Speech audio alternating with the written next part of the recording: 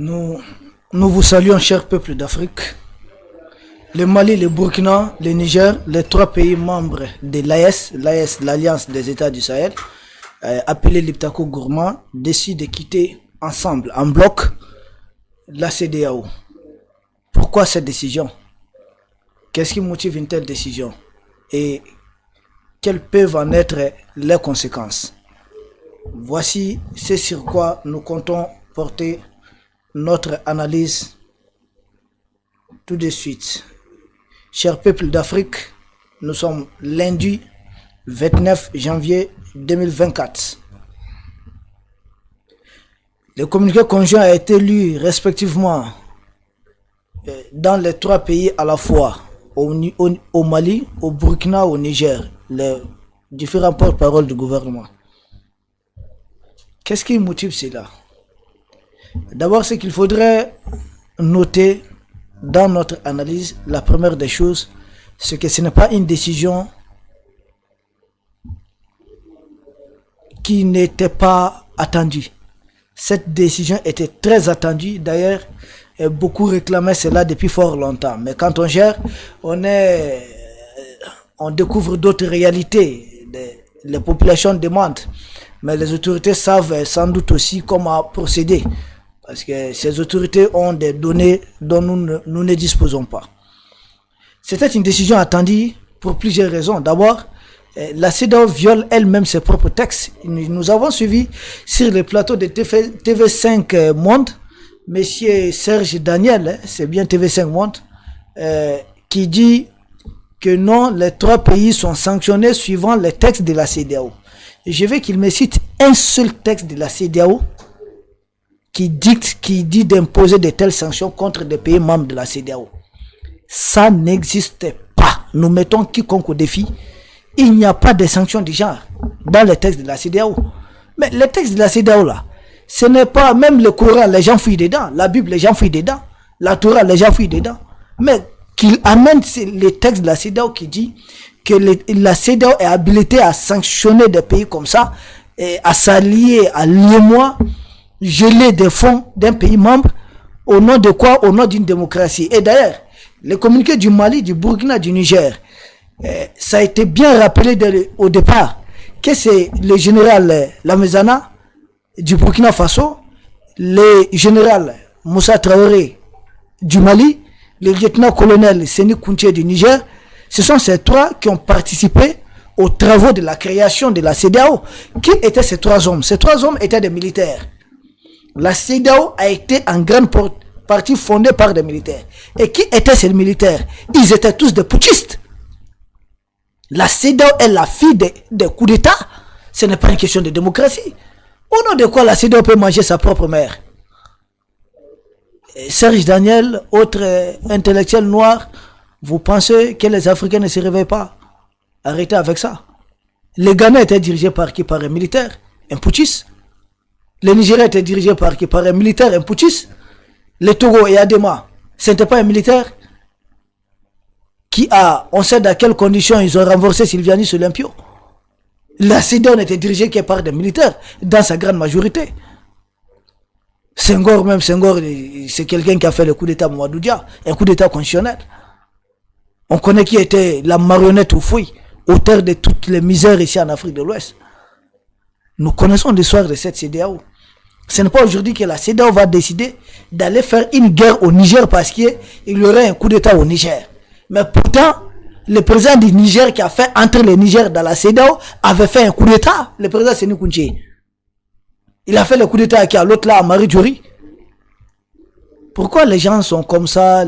On pense peut-être que les Africains ne lisent pas ou bien les Africains ne fuient pas. La CEDEAO n'est jamais dans une guerre de démocratie. Et d'ailleurs, c'est le président de la CEDEAO qui défend la démocratie. Et Macky Sall, en faisant enfermer Ousmane Sonko et en voulant imposer les fameux Amadou Ba aux Sénégalais, c'est lui qui défend la démocratie. Qui d'autre va me parler de Alassane Dramane Ouattara? Il a son combienième mandat, troisième mandat. Il est arrivé comment? Au bord des véhicules militaires français. Lui, il va nous parler de la démocratie.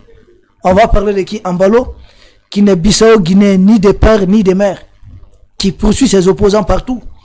des paisibles femmes. La femme de Nino Vieira, quel trac Embalo n'a pas lancé derrière cette grande dame, tout simplement à cause de sa popularité au niveau de la Guinée-Bissau. Mais on parle de démocratie, il s'agit de qui là? Je pense qu'on ne va pas nous parler des gens comme les Patrice Talon ou bien les Ademadi, les Fort Nyassimbe. Il n'y a pas de démocratie, ce n'est pas une question de démocratie en fait. L'Occident croit être, en tout cas, possesseur de la CEDEAO. Pour l'Occident, la CEDEAO, là, effectivement, ceux qui ont fait créer la CEDEAO, Moussa Traoré va renverser Modibo Keïta suivant les ordres de qui? Suivant les ordres de la France. Il était lieutenant. Et Adema, c'est la même chose, parce que Sylvanus Olympieux a décidé de créer une monnaie. Ce sont ces gens-là qui sont mis ensemble pour créer la CEDEAO. Et aujourd'hui, la CEDEAO dit qu'elle veut faire la guerre à un autre pays au nom de la démocratie. Or, elle-même, la CEDEAO, il n'y a que des putschistes qui l'ont mise en place. Face à cela, cette situation, cette décision était très attendue. C'est tout sauf une surprise. De l'autre côté, la CEDEAO n'a jamais été créée pour s'allier à l'OTAN. Parce que qu'est-ce qui a motivé cette sortie en bloc comme ça? Qu'est-ce qui a précipité les choses? Il devait avoir une réunion entre les autorités du Niger et les représentants de la CEDEAO le 25 janvier passé. Qu'est-ce qui a reporté cela? Les officiels de la CEDEAO disent que l'avion connaît une panne technique, donc ils ont reporté pour une date ultérieure. Mais chaque jour qui passe là, l'agression, la guerre économique que la CEDEAO fait livre contre le Niger, mais ça fait des victimes. Pourquoi prolonger? C'est la même chose. Parce que M. Anthony Blinken est venu, sans doute qu'il a dissuadé. Il a dissuadé sans doute les gens de la CEDEAO de se rendre au Niger, de prolonger. Est-ce la CEDEAO et l'africaine? Est-ce la CEDEAO et l'Ouest africaine? Qui décide de la CEDEAO véritablement? Nous savons qu'il y a eu une réunion à Paris quelque part entre Tinubu, Alassane Dramane Ouattara et tous les autres, l'Arbin. Et c'est ce qui a accouché de cela. Ils ont fait reporter cette rencontre avec le Niger. Pourtant, tout était parti vers une désescalade. Et alors, face à cela, est-ce que le Niger va rester éternellement dans les sanctions? Ce ne sont pas des sanctions. Dans cette guerre façon, on coupe tout, les frontières fermées, tout. Mais mieux vaut quitter la CEDEAO dans ces cas.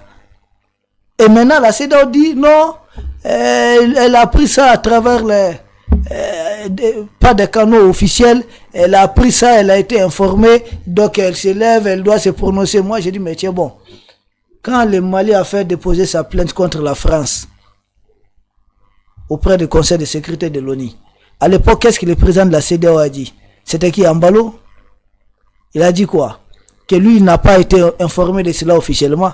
Mais là, la CEDEAO dit qu'il n'a pas été informé officiellement. Mais pourquoi elle réagit? Quand il s'agit des pays des pays qui doivent quitter la CEDEAO, là, la CEDEAO réagit sans être saisie officiellement. Mais quand la France est accusée, la CEDEAO dit non, elle doit être saisie officiellement. Chers Africains, à qui appartient la CEDEAO? Chacun d'entre nous a la réponse. C'est une décision qui a été attendue parce que la CEDEAO est vraiment devenue un jouet entre les mains de la France et de ses alliés. Ça ne pouvait pas continuer. Il y a des États qui sont aujourd'hui souverainistes et il y a des chefs d'État qui veulent rester dans le larbinisme, des gens qui veulent rester larbins, vassaux des Occidentaux, qu'ils continuent, que chacun se fasse son petit bout de chemin. Dans la CEDEAO, il n'y a plus aucun respect. Si vous voulez d'une junte en Afrique, c'est bien sûr au Tchad que vous allez trouver cela, parce qu'il y a un comité de 15 généraux qui a décidé que le président Mahamat Idriss Déby puisse diriger le Tchad. Mais de ce côté, qu'est-ce qui se passe? Les fameux présidents de la CEDEAO appellent leur homologue du Tchad président, parce que Macron le veut. On l'appelle le président et on l'envoie même négocier au nom de la CEDEAO du côté du Niger. Mais qu'est-ce que lui a fait? Mais c'est aussi un coup d'État. Pourquoi? C'est ce que, en fait, c'est ce que nous ne comprenons pas, quoi. Et ces mêmes chefs d'État de la CEDEAO refusent de se faire prendre en photo avec colonel Assimi Goïta, le capitaine Ibrahim Traoré. Mais pourtant, ils envoient même le général du Tchad en mission. Il y a quelle cohérence dans ça? Mais comment est-ce que des gens peuvent se laisser téléguider jusqu'à un tel point? Pour nous autres, des États souverainistes, nous ne sommes pas partants. Franchement. Mieux vaut la dignité que de rester gras. Oui, Prado travaille, Prado met dans l'esclavage. Vous savez, l'esclave de maison, lui, il a toujours beaucoup plus d'eau. L'os là, il en consomme beaucoup plus. Parce que lui, il est toujours à côté du maître. Continuez de travailler comme ça pour la France. Vous aurez les miettes de la France et vous allez dire que nous, on est développés. Vous n'êtes pas développés. Vous êtes en ce moment des esclaves bien nantis, quoi. Nous continuons. Il s'agit de M. Alassane Dramane Ouattara et son clan. La CEDEAO, dans aucun texte de la CEDEAO, il est dit qu'il faudrait faire la guerre à un pays membre. La CEDEAO, là, c'est juste une convention. Nous sommes mis d'accord à ces entre États, on crée ça pour notre émancipation, notre intégration et notre développement. Mais celui qui n'est pas en phase avec les textes de la CEDEAO, on les suspend et puis on continue. Mais on va aller faire la guerre à cet État membre. Mais ça n'existe nulle part, dans aucun texte de la CEDEAO. Serge Daniel, dis-moi quel article, quel chapitre où il est dit que la CEDEAO peut aller faire la guerre à un État membre. Force en attente dont on parle là. Mais c'est pour aider les États à cas de force majeure. On ne le souhaite pas, il y a tremblement de terre, on ne le souhaite pas, il y a le terrorisme, un pays a besoin d'être aidé. Et non pas aller combattre un État membre de la CEDEAO. Ce n'est pas ça, c'est pas ça la vocation de la force en attente de la CEDEAO. Ça n'existe pas. Aller combattre un État membre de la CEDEAO? Ah non. C'est une force qui peut servir d'interposition ou une force qui peut aider un État à sa demande. Oh là là. Les familles intellectuelles qui sont au niveau de la CEDEAO, on dit quoi? La commission de la CEDEAO. C'est des gens comme ça qui font des communiqués. Pardonnez-moi, qui connaît les membres de la commission de la CEDEAO là? Qui a élu ces gens? Mais nous avons la même tromperie au niveau de l'Union européenne, où M. Joseph Borrell est chef de la diplomatie de l'Union européenne. Mais pourtant, l'Union européenne n'a pas un gouvernement. Mais c'est la même chose qu'on reproduit ici. Membre de la commission de la CEDEAO, mais attendez, c'est quoi? Qui a élu ces gens-là pour décider en nos noms? Si vous êtes commission de la CEDEAO là, faites juste le boulot du secrétariat et puis limitez-vous à ça. Vous n'avez pas à publier des communiqués comme ça, à la va-vite, et ou bien à prendre des décisions. Vous êtes qui? Vous avez quel mandat? Qui vous a élu? Qui vous connaît?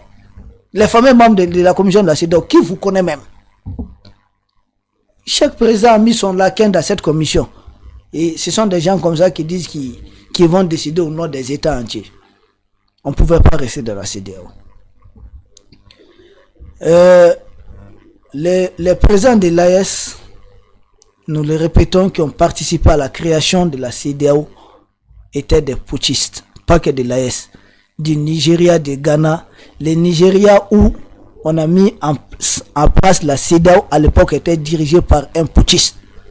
Qu'est-ce que la CEDEAO a affamé des peuples d'Afrique pour la guerre énergétique de la France, pour des intérêts de la France, pour faire sauvegarder les bases militaires occidentales dans l'espace CEDEAO. Et puis on ne pouvait pas rester, parce que la CEDEAO n'a pas vocation à faire accepter des forces étrangères partout dans l'espace CEDEAO, dans de telles conditions, mais les trois pays ont bel et bien le droit de se retirer. La CEDEAO n'a rien fait pour que ces États restent. Et aujourd'hui, la CEDEAO dit privilégier une solution négociée. Ah, ok, qu'est-ce qu'on va négocier? Tout ce que la CEDEAO nous a fait subir comme perte? Non, laissons tomber. Les autorités du Mali, du Burkina et du Niger disent prendre cette décision en toute irresponsabilité et suivant leur souveraineté. Et ils sont responsables devant l'histoire. C'est des hommes qui s'assument, des vrais. Pas des gens qui se cachent derrière d'autres. En toute souveraineté, parce que d'aucuns, nous avons vu certains pays qui disent que non, ces trois pays sont manipulés par la Russie. Nous avons suivi pas mal de débats comme ça, où on dit, ah, ils sont manipulés par les Russes, non, ils sont manipulés par les Chinois, non, ils sont manipulés par... Il n'y a que des Africains qui pensent que nous, Africains, nous ne pouvons pas décider de nous-mêmes. il faut des Français pour nous manipuler, il faut des Anglais pour nous manipuler, il faut des Russes pour nous manipuler, il faut des Chinois pour nous manipuler. Attends. Mais avant de connaître les colons blancs, mais nous avions nos propres États. Ou bien à l'époque aussi, on avait besoin de ces gens-là pour nous manipuler.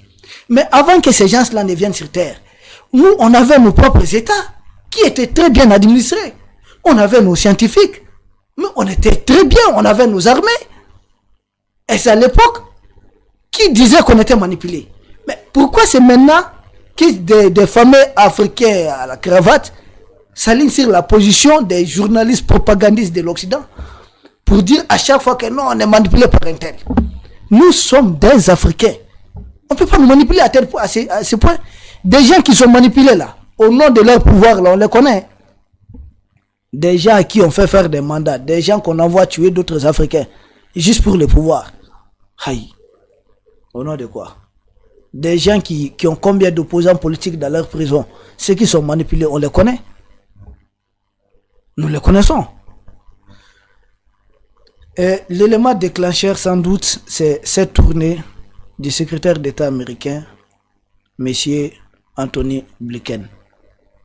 A-t-il manipulé réellement les chefs d'État de la CEDEAO pour reporter cette séance de travail avec les autorités du Niger qui devaient mettre fin à cette agression barbare contre le Niger?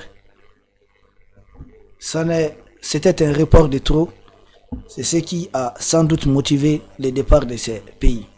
Maintenant, en termes de conséquences, qu'est-ce que cela peut avoir comme conséquence? D'abord, ceux qui ont leur passeport, nos passeports là, passeports CEDEAO, c'est des passeports qui sont opérationnels dans beaucoup de pays.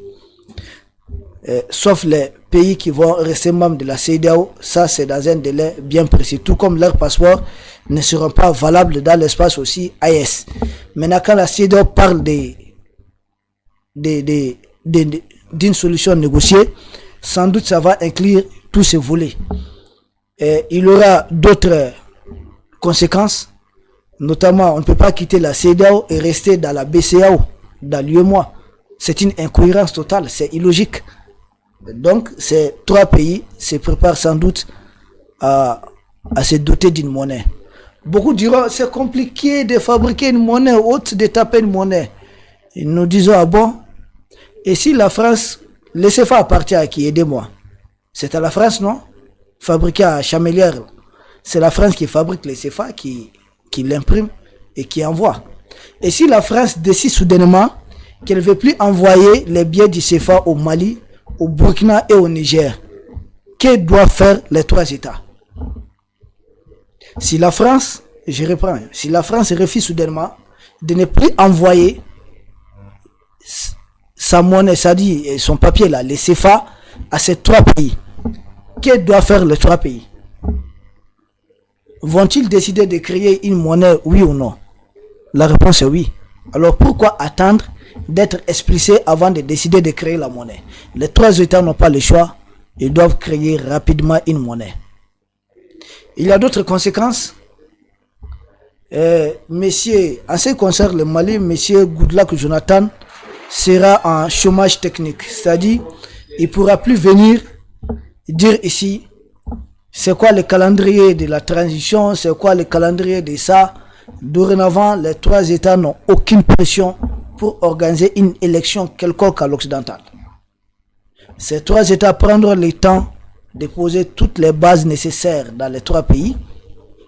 Et sans doute, ces trois pays pourront décider d'aller à l'élection ensemble. Tout comme ça serait par rotation. Les autres vont aider le Mali à faire son élection. Le Mali va aider le Burkina à faire la sienne. Les deux vont aider aussi le Nigeria à faire son élection présidentielle. Ça pourrait être comme ça. Donc les trois pays auront vraiment la liberté, la souveraineté totale sur toute décision d'organisation d'élections. Les trois pays reprendront l'ordre constitutionnel en bon ordre, sans aucune pression de la CEDEAO. C'est l'avantage surtout de cette sortie des trois pays de la CEDEAO. Il y a sans doute d'autres avantages, mais dans ça, ce qu'il faudra comprendre, qu'on crée notre monnaie, qu'on fait ceci, Il faudrait que les 3 pays fassent travailler suffisamment leurs citoyens. C'est le travail qui développe un pays. Nous avons suffisamment de terres. Nous avons suffisamment d'espace. Les 3 pays font plus de 2 millions de kilomètres carrés. Plus de 2 millions de kilomètres carrés. On a suffisamment d'espace, suffisamment de terres cultivables. Mettons-nous au travail. Montrons que nous avons perdu notre temps de l'autre côté. Pas la peine d'insulter les autres. La CEDEAO, non, c'est bon. Nous avons été ensemble. Nos chemins se séparent un moment. Nous pensons peut-être que certains vont rejoindre l'AES. Tout simplement parce qu'on ne peut plus. Nous ne pouvions plus continuer de rester dans une organisation qui ne nous appartient pas, mais qui appartient à l'homme qui est aux colons qui habitent derrière la Méditerranée. Ce colon, pour ses intérêts, prend possession d'une organisation qui a été créée pour faire la promotion d'intégration, d'épanouissement et de développement de ses États membres. La CEDEAO est devenue méconnaissable. Chers peuples d'Afrique, la CEDEAO est tombée dans son propre piège. Pour terminer. Quand le Mali, le Burkina et le Niger subissaient ces attaques terroristes, qu'est-ce que la CEDEAO a fait? Et tous ces pays disent que ces terroristes-là sont partis de la Libye, sont partis d'Inter, mais la Libye n'est pas membre de la CEDEAO. Si les terroristes quittent la Libye pour entrer dans l'espace CEDEAO, que devait faire la CEDEAO en première position? La CEDEAO ne fait rien. Les populations meurent, des gens tombent comme des mouches. Les populations marchent. Et quand des officiers, pour mettre de l'ordre, prennent le pouvoir, et il est dit dans nos constitutions que l'armée, les militaires sont les garants de la souveraineté nationale et de la stabilité surtout. Et quand les militaires prennent le pouvoir pour pacifier les choses, les militaires ont pris le pouvoir en Égypte. L'Égypte n'a pas été sanctionnée de l'Union africaine comme ça. Mais pourquoi nous on est sanctionnés de tout? Tout simplement parce que ce n'est pas des coups d'État qui sont commandités par la France. Mais le Gabon retrouve toutes ses marques parce que la France le veut. Le Tchad n'est pas suspendu de l'Union africaine, mais le Tchad n'a pas fait un coup d'État. Pourquoi nous autres on est suspendus? Et la CEDEAO ne fait rien, elle ne bouge pas. Or nous sommes des victimes. Chers peuples d'Afrique, voici ce qu'on pouvait dire en ce qui concerne ces retraits des 3 pays de la CEDEAO. Ces discussions ne vont pas produire grand chose. C'est du passé. On avance. Bientôt, nous posons notre valise du côté de l'UEMOA pour dire au revoir aux francs CFA. Portez-vous bien et à très bientôt pour un prochain numéro. Je vous remercie.